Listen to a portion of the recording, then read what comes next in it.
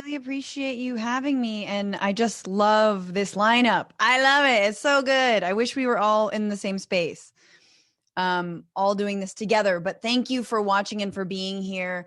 It is a crazy week, and yet here we are. It is interesting that I'm being asked to speak about class and feminism after Barbara Smith. Like following Barbara Smith is like being a SoundCloud rapper being asked to follow KRS-One and talk about rap. Like, okay, cool. You want me to tell you about class and feminism? Barbara Smith. I am a total feminist wonk, and everyone should be. And I have been inspired by the third wave and third world feminist movements from here in the US to around the world. And Barbara Smith and Combahee River Collective was such a part of that and such a part of my political formation when I became radicalized in the 2000s, right? Before, at the tail end of the global justice movement and the beginning of the anti-war movement. And back when we couldn't imagine a worse president than George W. Bush. And no, I don't miss him. I will never, ever, ever miss him. Oh my God, this is the reason we are in this mess to begin with. But we're also in this mess because I think we've seen the ways that the Democratic establishment has dropped the ball when it comes to truly understanding their adversary and understanding that they have an adversary. And maybe that's because some of them receive the same amount of funding and the same amount of funding sources, the same kinds of funding sources as Republicans do. So it's clear that the Democratic Party is not necessarily going to fight for us unless we fight for it, right? Unless we change the game, unless we run candidates like Nabila Islam and like Cori Bush and support groups like Matriarch PAC. I don't know how much I can add, but I want to just say that, no matter what happens, no matter if there is a landslide for Biden, if there is a squeaker, if there is a Supreme Court decision, if Trump refuses to leave, if he builds himself a little bunker and just stays there forever and ever and ever and tweets, and, it could all be possible, that we have real fascism on our hands. And I think we know that the more we can make our movements intersectional, the more that we see the ways that the reproductive rights movement is connected to the racial justice movement, is connected to the economic justice movement. The more that we get out of our silos and our single issue organizing, the more we're going to win, right? And we've seen that proof in the pudding by organizations like the Sunrise Movement and Justice Democrats and a lot of others, right? And I think now is the time where you have to be like, this is the united front that we need to carry us through the election and to actually defeat fascism.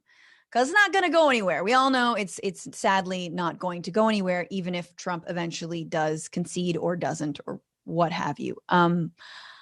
You all don't need to hear this from me. There are people who are far smarter on these issues, but I do just want to name that I think that coming up as a progressive, as a lefty, there has been a divide that is all the more clear now when it comes to feminism and class issues, right? When it comes to race issues and class issues, we are constantly being told that we have to pick one of these buckets. And it has contributed to a culture on the left that is incredibly toxic and is incredibly stupid, for lack of a better term, right? I think that a lot of it has to stem from the Democratic Party, which once again, they aren't able to talk about their funding sources. They aren't able to talk about the pharmaceutical companies that pay their campaign coffers. They're unable to talk about that. So what do? They use women and they use people of color, and they reduce them down into their most essentialist identities, and they leave the politics behind.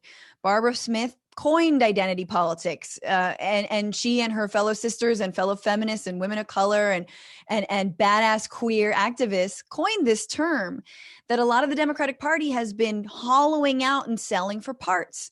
And that is not liberation, right? That is not real transformation.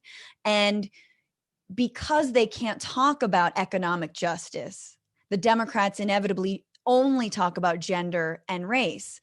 And that ain't it. That's not gonna cut it for us, and that's not going to actually help us. And so in reaction, I think we've got some other toxic elements on the left that only reduce everything to class. And they think, well, yeah, man, this is the socialist way is the way to go. And class, gender, what? Who? And I think we don't, we know who those folks are. And of course, look, I love Bernie, and Bernie's my guy. So I'm not talking about that. I'm just talking about certain elements of a left movement, and that is reacting to the Democratic establishment. This is a false dichotomy. This is a false divide. And it's stupid, and we're not going to win with it. I think that one of the things we have to remember, one of the things I look to, Alicia Garza, the founder of BLM, one of the founders, went on to, and it has a project called the Black Futures Lab. And they did an incredible polling of African-American communities around the country. And this was before COVID, right? Before COVID, which we know is impacting Black and Brown and immigrant bodies more than others.